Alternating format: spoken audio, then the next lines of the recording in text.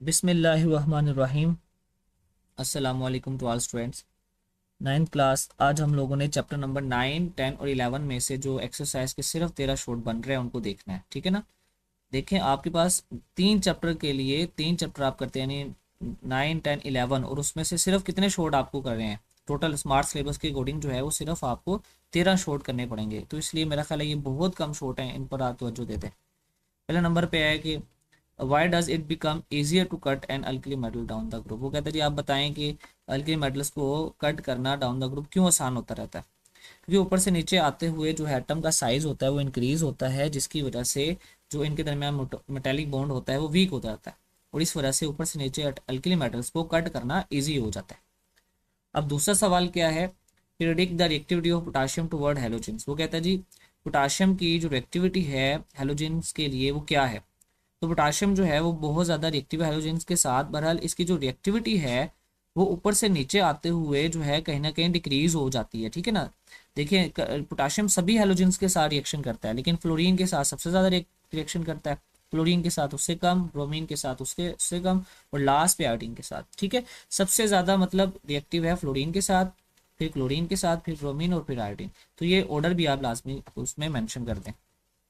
Third number पे है सवाल, आइडेंटिफाई दी रिड्यूसिंग एजेंट। इनमें से इस रिएक्शन में से आपने जो है जो जो भी रिड्यूसिंग एजेंट है उसको बताना है। तो यहाँ पे NaBr यानी सोडियम ब्रोमाइड जो है वो रिड्यूसिंग एजेंट है, क्योंकि इसमें से जो ब्रोमाइड है वो इलेक्ट्रॉन लूज करके अपने आप को तो Br2 बन रहा है, ब्रोमीन बन रहा है, ठीक है ना। तो यहाँ पे ये जो NaBr है ये रिड्यूसिंग एजेंट है, क्योंकि यहाँ पे जो Br है ना इसने अपना इलेक्ट्रॉन लूज कर दिया है। Next, why does iodine exist in solid. वो कहता है जी आयोडीन जो है वो सॉलिड की शक्ल में क्यों पाई जाती है एट रूम टेम्परेचर। तो क्योंकि आयोडीन के अंदर काफ़ी ज़्यादा स्ट्रॉन्ग फोर्सेज होती हैं, स्ट्रॉन्ग इंटरमोलिकुलर फोर्सेज होती हैं, तो इस वजह से ये सॉलिड फॉर्म में पाया जाता है। फाइव क्वेश्चन है, ऑब्जेक्टिव ऑफ इन्वायरमेंटल एजुकेशन। जो कहता है जी इन्वायरमेंटल एजुकेशन की क्या ऑब्जेक्ट है, क्या इसका फ़ायदा है, ठीक है। तो इसका जो फ़ायदा है इन्वायरमेंटल एजुकेशन का कि वो अवेयर करता है किस पर, इन्वायरमेंटल इश्यूज पर, और लोगों को जो है इनकरेज करता है कि वो टेक एक्शन टू प्रोटेक्ट, वो अपने आप को किस तरह से, अपने माहौल को किस तरह से कंजर्व कर सकते हैं, प्रोटेक्ट कर सकते हैं पोल्यूशन से, ठीक है ना। ये इन्वायरमेंटल एजुकेशन का असल में मकसद है। How does acid rain affect forest. वो कहते हैं जी एसिड रेन किस तरह से फॉरेस्ट को ख़त्म कर रही है, क्योंकि ये जो ज़मीन है, मट्टी है, उसमें से जो बेसिक न्यूट्रिएंट्स हैं, जो ख़ास न्यूट्रिएंट्स हैं उनको कम कर देती है, जिसकी वजह से जो पौधे हैं उनको सर्वाइव करना मुश्किल हो जाता है।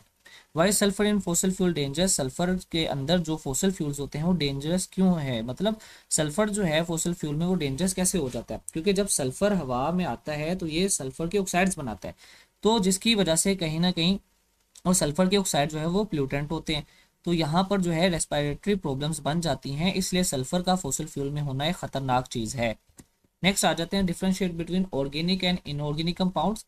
तो ऑर्गेनिक और इनऑर्गेनिक में कंपाउंड्स में ये डिफरेंस होता है कि जो ऑर्गेनिक कंपाउंड्स होते हैं इसमें कार्बन और हाइड्रोजन होता है, जबकि इनऑर्गेनिक कंपाउंड्स के अंदर कार्बन और हाइड्रोजन के अलावा जो है वो आपके पास चीज़ें पाई जाती हैं, दूसरे एलिमेंट्स पाए जाते हैं, ठीक है ना। और कार्बन और हाइड्रोजन के दरमियान ज़्यादातर कोवलेंट बॉन्ड पाया जाता है, जबकि जो इनऑर्गेनिक कंपाउंड्स हैं इनमें आयनिक बॉन्ड पाया जाता है। Why are organic compound found in large number. वो कहता है जी ऑर्गेनिक कंपाउंड ज़्यादा नंबर में क्यों है, ज़्यादा मिकदार में क्यों है, क्योंकि कैटिनेशन करते हैं कार्बन, और इसके अलावा आइसोमेरिज्म का प्रोसेस भी करते हैं, ठीक है ना। ये जो ऑर्गेनिक कंपाउंड्स हैं, बाकी इनऑर्गेनिक कंपाउंड ऐसा नहीं कर सकते। How is naphtha fraction decompose. हो कहते हैं नेफ्था किस तरह से डिकम्पोज हो सकता है। ये डिकम्पोज होता है क्रैकिंग के जरिए, इसको हीट और प्रेशर दिया जाता है, जिसकी वजह से ये नेफ्था बड़ा मोलिक्यूल जो है ये छोटे मोलिक्यूल में कन्वर्ट हो जाता है।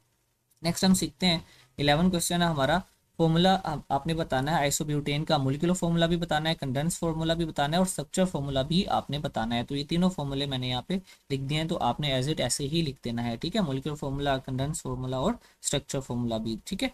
आपने एक बार इसकी प्रैक्टिस कर लेनी है। नेक्स्ट है use of organic compounds. Organic compounds के जो यूजेस हैं वो क्या हैं। वो ऑर्गेनिक कंपाउंड जो है वो फ्यूल के तौर पर, मेडिसिन के तौर पर, प्लास्टिक के तौर पर, क्लॉथिंग और फूड के तौर पर इस्तेमाल किया जाता है, ठीक है। लास्ट क्वेश्चन है हमारा 5 नेचुरल ऑर्गेनिक कंपाउंड्स। तो यहाँ पे 5 नेचुरल ऑर्गेनिक कंपाउंड्स कौन से हैं? Methane, glucose, cellulose, protein and profane. तो ये आपके पास 5 नाम आपने याद कर लेने हैं। सिर्फ ये 13 शॉर्ट बनते हैं आपके जो स्मार्ट सिलेबस है उसके अकॉर्डिंग, जो एक्सरसाइज में सिर्फ ये 13 शॉर्ट आपके पास बन रहे हैं। तो इस वजह से इनको आपने अच्छे से याद कर लेना है ताकि आपके कम से कम एक्सरसाइज के शॉर्ट तैयार हो जाएं। ठीक है।